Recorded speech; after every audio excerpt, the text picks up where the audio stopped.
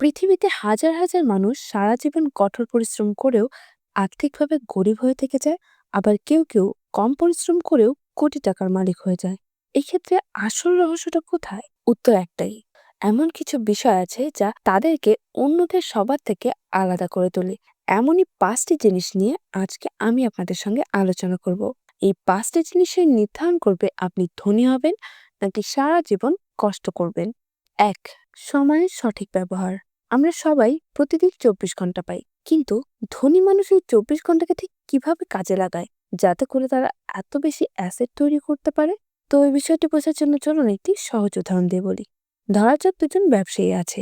একজন সকাল থেকে রাত অবধি একা দোকানে বসে থাকে, আর একজন দোকান চালানোর জন্য দুজন কর্মচারী রাখলো আর নিজের সময়টা নতুন ব্যবসায় সুযোগে ব্যয় করলো। তো সেই ক্ষেত্রে ফলাফলটি কি হবে? প্রথম জনের আয় সীমিত রয়ে গেল, কিন্তু দ্বিতীয় জনের আয় কয়েক গুণ বেড়ে গেল, কারণ সে নিজের সময়কে গুণ করে কাজে লাগাতে শিখেছে। তো এই ক্ষেত্রে আমরা কি শিখতে পারি? পরিশ্রম করলেই হবে না, বরং সময়কে লিভারেজ করতে শিখুন। দুই, মানি ওয়ার্কস হার্ডার দ্যান ইউ।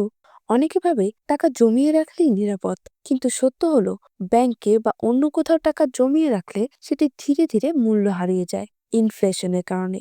কিন্তু ধনী মানুষরা এই ফর্মুলায় হাঁটে না। তারা সম্পদ তৈরির ক্ষেত্রে টাকাকে ভিন্নভাবে ব্যবহার করে। তার টাকাকে শেয়ার বাজারে, রিয়েল এস্টেটের ব্যবসা বা নতুন সুযোগে খাটায়। এতে করে তাদের টাকা অলস পড়ে থাকে না, বরং তাদের হয়ে কাজ করতে থাকে। ধরুন একজন মানুষ 1 লাখ টাকা ব্যাংকে রেখে দিল, আরেকজন সেই 1 লাখ টাকা দিয়েই ছোট ব্যবসা শুরু করলো। তো 10 বছর পরে কে এগিয়ে যাবে? যে ব্যাংকে টাকা রেখেছে সে, নাকি যে ব্যবসায় ইনভেস্ট করলো সে? উত্তরটা একদমই পরিষ্কার। তো এক্ষেত্রে আমাদের মূল টার্গেটটি হবে টাকাকে জমিয়ে না রেখে টাকাকে নিজের জন্য কাজ করাতে শিখুন। তিন, নেটওয়ার্ক ও সম্পর্ক। আপনার পরিচয় আপনার সম্পদ। ধনী মানুষ জানে সঠিক মানুষের সঙ্গে সময় কাটানো মানে নতুন দরজা খোলা। একটা ছেলে নতুন ব্যবসা শুরু করেছিল, কিন্তু তেমন গ্রাহক পাচ্ছিল না। একদিন সে স্থানীয় এক বড় ব্যবসায়ীর সঙ্গে পরিচিত হলো, আর সেই সম্পর্কের কারণেই সে নতুন বাজারে ঢোকার সুযোগ পেল। এই যে নেটওয়ার্ক বিল্ডিং এর কারণে তার ব্যবসার গ্রাহক বৃদ্ধি পেল, এতে করে সে লাভবান হলো। তাই ব্যবসা বাণিজ্যের ক্ষেত্রে শুধু একা লড়াই নয়, সঠিক সম্পর্ক গড়ে তুলতে হবে। কারণ আপনার পরিচিত মানুষই আপনার নেটওয়ার্ক, আর নেটওয়ার্কই অনেক সময় নেটওয়ার্থ। দক্ষতা ও জ্ঞান। পরিশ্রমের সাথে যদি জ্ঞান না থাকে, তাহলে সেটা অনেক সময় বৃথা হয়ে যায়। ধরা যাক দুজন কৃষক আছে। একজন শুধু কোদাল দিয়ে মাঠ খুঁড়ে যাচ্ছে, আরেকজন আধুনিক মেশিন ব্যবহার করতে শিখলো। ফলে দ্বিতীয় জনের ফলন অনেক বেশি বৃদ্ধি পাবে, এবং প্রথম জন পরিশ্রম করলেও তার জমিতে ফলন বৃদ্ধি পাবে না। তাই ছোট হোক বা বড়, যে কোনো কাজের ক্ষেত্রে দক্ষতা ও জ্ঞানকে সঠিকভাবে ব্যবহার করতে শিখুন। আর এখানেই হচ্ছে ধনী ও দরিদ্র মানুষের মধ্যে পার্থক্য। ধনী মানুষ সবসময় নতুন কিছু শেখে, নতুন স্কিল, নতুন টেকনোলজি, নতুন মার্কেট ট্রেন্ড। তারা প্রতিনিয়ত শেখার মধ্যে থাকে।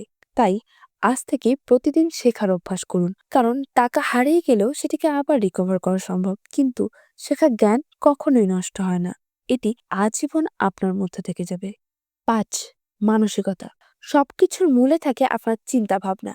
অনেকে ভাবে আমি গরিব পরিবারে জন্মেছি, আমি কখনো ধনী হতে পারবো না। কিন্তু ধনীর মানসিকতা হলো আমার হাতে যা আছে সেটা দিয়ে কিভাবে সুযোগ তৈরি করব। যেমন আমরা জ্যাকমার কথাই বলতে পারি, যে আলিবাবার প্রতিষ্ঠাতা। প্রথম দিকে চাকরির জন্য বারবার রিজেক্ট হয়েছিলেন তিনি, কিন্তু হাল ছেড়ে দেননি। সেই ব্যর্থতা থেকেই ভিন্নভাবে চিন্তাধারার মানসিকতা তাকে আজ কোটি কোটি টাকার মালিক করে তুলেছে। তাই সীমাবদ্ধতায় আটকে যাবেন না, বরং সম্ভাবনায় ফোকাস করুন। বুঝতে পারলেন তো?